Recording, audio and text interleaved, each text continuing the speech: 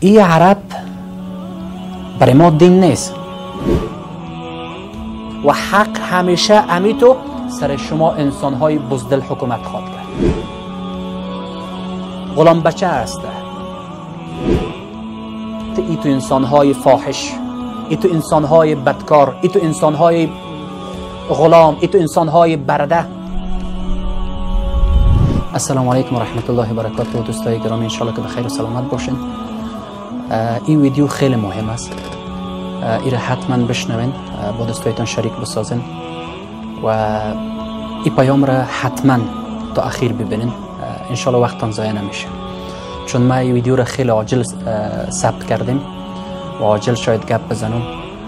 اگر گپا کمی نامتوازن بود ما ازتان معذرت میخوایم، به خاطر ازی که گاهن در صفحات اجتماعی بعضی خبرها را میشنوید، انسان بی نهایت اندوهگین میشه، خفه میشه، آزرده خاطر میشه. دیگه معمول است که ما باید در برابر تو برنامه ها موقف بگیریم. ما میخوایم در مورد امو کنسرتی که دیشب بود، اگر اشتباه نکنم در زمانش در ریاض عربستان سعودی برگزار شد، به نام جنیفر لوپز میگن چی میگن، و کسایی که همراهشان بودند کدام رقاصه و خواننده آمریکایی است. در صفحات اجتماعی خبرها زیاد میگرده و بعض رسانه های مزخرف، بعض رسانه های مزدور و غلام که به عنوان که ما اهل رسانه هستیم، به استثنای خوبا اهل رسانه هستیم، نشرات دارن و میتون نشرات بیشتر تبارز میتن، اونام در این مورد گپ زده بودن. بعضی کسا گفته بود که دین در حال سقوط است، دین اسلام میگفتن. بعضی کسا گفته که العیاذ بالله من ذلك نوشتن در صفحات اجتماعی که خدا هم از این منظرها و از این برنامه ها خوشش آمده.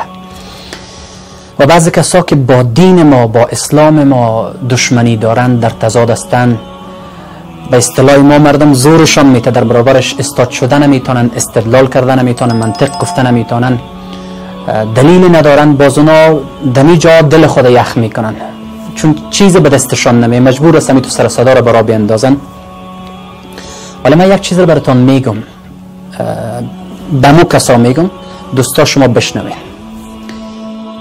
این عرب برای ما دین نیست، عربستان سعودی برای ما دین نیست. این محمد بن سلمان، حیف نام محمد که سری گذاشته شده، ما ابن سلمان میگمش، یا ابن آمریکا میگمش، ابن ترامپ میگمش، ابن بایدن میگمش. غلام بچه است، او برای ما دین نیست. دین ما واضح، روشن، آشکار به کل دنیا معرفی شده هست و امیتو به قلبها رسوخ داره و امیت ریشه محکم و استوار داره که امروز منافق و یهودی و نصرانی و بودایی و فلان و این تو غلام بچه ها را خیلی به چالش میکشه. در این مورد صحبت خواد کردیم. با یادتان باشه این برهنه‌سازی که آل جریان داره در اوجه و میخواهن ایران عام بسازه، در امو زمانم اینمی عرب ها در مکه مکرمه در ماحول کعبه برهنه طواف میکردن. این از ایتو نیست که آل پیدا شده، در امو زمان میادتا در میان این انسان های جاهل بود. یعنی بعضی کسا فکر میکنه که نو ایگه پا شروع شد. در او زمانم انسان های ابو جهل صفت بود، ابو لهب صفت بود. او زمانم ابو جهل بود، بله، باز در برابرش محمد صلی الله علیه وسلم بود. او زمانم ابو لهب بود، باز در برابرش محمد صلی الله علیه وسلم قرار داشت. هر زمان از خود ابو لهب داره و هر زمان از خود محمد داره، هر زمان از خود فرعون داره و هر زمان از خود موسی داره. این باید بفهمیم. بعضی کسان نوشته کرده بودن که دین اسلام ساخته ذهن انسان است و آهسته آهسته به سقوط است. من از شما سوال میکنم، اگر دین اسلام ذهن، یعنی ساخته ذهن انسان است، ای که میلیون ها انسان در برابر اینمی ذهنیتی که تو میگه ساخته انسان است، چرا مقاومت کردن نمیتونه؟ انسان چقدر قوی بوده؟ گپ مرا میفهمین ان شاء الله.